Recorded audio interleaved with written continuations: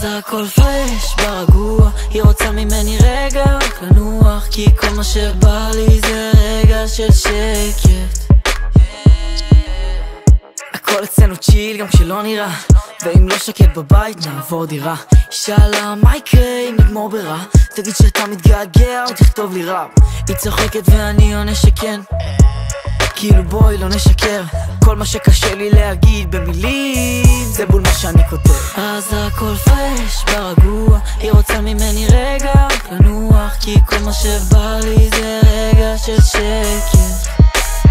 אז הכל פרש ברגוע, היא רוצה ממני רגע רק לנוח, כי כל מה שבא לי זה רגע של שקט.